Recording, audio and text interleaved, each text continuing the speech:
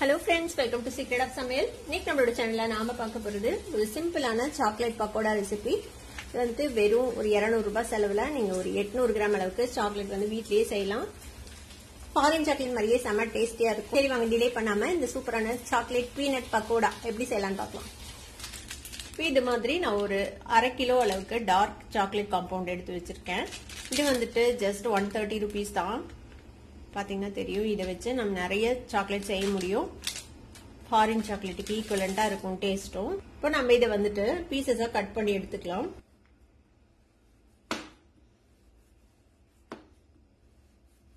ஒரு 400 கிராம் அளவுக்கு சாக்லேட் காம்பவுண்ட இந்த மாதிரி பீஸ் பண்ணி வச்சிருக்கேன். இப்போ நம்ம நறுக்கி வச்சிருக்கிற இந்த சாக்லேட் காம்பவுண்ட ஒரு பவுலுக்கு மாத்திடலாம். சூடு தாங்கக்கூடிய பவுலுக்கு மாத்திக்கோங்க. ஒரு பாத்திரத்துல தண்ணி சுட வச்சிருக்கேன். நம்ம இந்த சாக்லேட்டை வந்துட்டு நம்ம டபுள் பாயில் பண்ண போறோம் மெல்ட் பண்றதுக்காக. இப்ப இந்த சாக்லேட் கூட கொஞ்சமா நான் ஆயில் சேர்த்த போறேன். எந்த ஆயில் வேணா நீங்க சேர்த்திக்கலாம். பிளேவர் இல்லாத ஆயில் சேர்த்திக்கோங்க. நான் சேர்த்தது சன்ஃபிளவர் ஆயில்.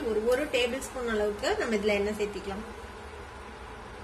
சாக்லேட் காம்பவுண்ட் போட்டிருக்கிற பவுல்ல கொஞ்சம் கூட ஈரம் இல்லாம பாத்துக்கோங்க. ஈரம் வந்துச்சுன்னா இந்த சாக்லேட் வந்துட்டு கரெக்டான இதுல மெல்ட் ஆகாது, ஒரு மாதிரி கெட்டி ஆயிடும். பாத்தீங்கன்னா தெரியும், கொஞ்சம் கொஞ்சமா மெல்ட் ஆக ஆரம்பிக்குது. இதே மாதிரி இது மெல்ட் ஆக வரைக்கும் அதை நல்லா மிக்ஸ் பண்ணி விடுங்க.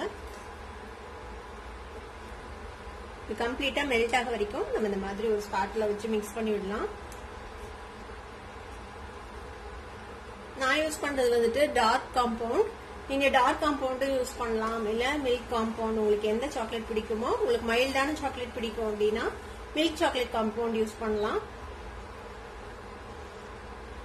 ரெண்டையும் மிக்ஸ் பண்ணி கூட நீங்க வந்துட்டு யூஸ் பண்ணலாம். பாதி டார்க் சாக்லேட் பாதி மில்க் சாக்லேட் மிக்ஸ் பண்ணி கூட நீங்க வந்துட்டு யூஸ் பண்ணலாம். நம்ம அடுப்பு ஆஃப் பண்ணிடலாம். இதோட சூட்லயே இது வந்து ஃபுல்லு மெல்ட் ஆயிடும். பாத்தீங்கன்னா தெரியும், நல்லா கம்ப்ளீட்டா மெல்ட் ஆயிடுச்சு.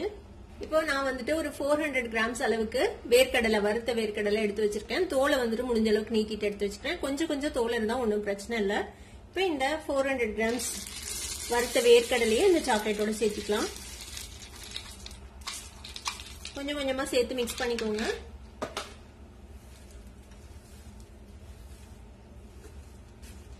ஈக்குவல் குவான்டிட்டி சேர்த்தலாம், இல்ல சாக்லேட் உங்களுக்கு அதிகமா வேணும் அப்படின்னா பீனட்ஸ் கொஞ்சம் கம்மி பண்ணிக்கலாம். ஆனா நான் சொல்ற அளவு குவான்டிட்டி இந்த அளவுக்கு சரியா இருக்கும். இந்த மீதி இருக்கிற பீனட்ஸும் சேர்த்திடலாம். இதுல இன்னும் கொஞ்சம் டேஸ்ட் அதிகப்படுத்துறதுக்காக நான் கொஞ்சமா முந்திரி பருப்பு, பாதாம் பருப்பு, அப்புறம் கிஸ்மிஸ், திராட்சை அதையும் இந்த மாதிரி நறுக்கி வச்சிருக்கேன். அதையும் இது கூட சேர்த்திக்கலாம். நல்லா மிக்ஸ் பண்ணி விட்டுறலாம். எல்லா பக்கமும் இந்த சாக்லேட்ல கோட் ஆகுற மாதிரி மிக்ஸ் பண்ணிடுங்க.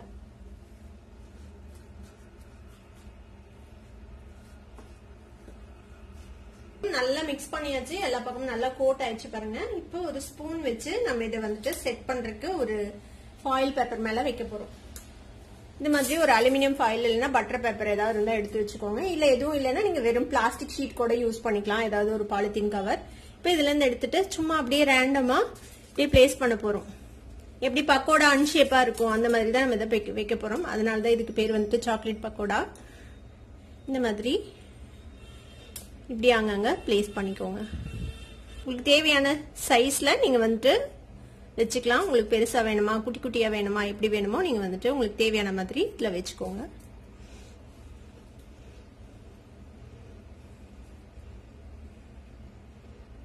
ஒரு பிளேட்ல ஃபுல்லும் இந்த மாதிரி வச்சாச்சு. இதே மாதிரி மீதி இருக்கிறதையும் இன்னொரு பிளேட்டை வைக்க போறேன். இப்ப எல்லா சாக்லேட்டையும் இந்த மாதிரி பக்கோடா மாதிரி நம்ம வச்சாச்சு ஒரு பிளேட்ல. இப்ப இதை வந்து நம்ம ஃப்ரிட்ஜ்ல ஒரு 1/2 மணி நேரம் செட் பண்ண போறோம். ஃப்ரீசர்ல வைக்க தேவையில்ல, கீழே வச்சீங்கனாலே போதும். ஒரு 1/2 மணி நேரம் ஃப்ரிட்ஜ்ல வச்சு எடுத்ததுக்கு அப்புறம் எப்படி இருக்குது அப்படின்னு பாக்கலாம்.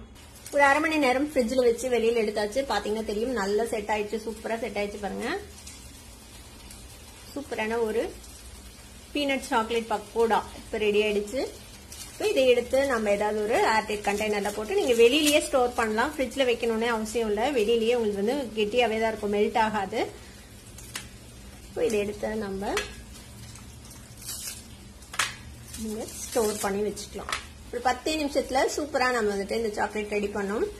கண்டிப்பா நீங்களும் ட்ரை பண்ணி பாருங்க. ட்ரை பண்ணி பார்த்துட்டு எப்படி இருந்தது அப்படின்னு கமெண்ட்ஸ்ல ஃபீட்பேக் கொடுங்க. இந்த வீடியோ உங்களுக்கு பிடிச்சிருந்ததுன்னா சப்ஸ்கிரைப் பண்ணுங்க, பக்கத்துல இருக்க பெல் ஐகானை கிளிக் பண்ணுங்க. அப்பதான் என்னோட ஃபியூச்சர் நோட்டிபிகேஷன்ஸ் உங்களுக்கு உடனே வந்து சேரும்.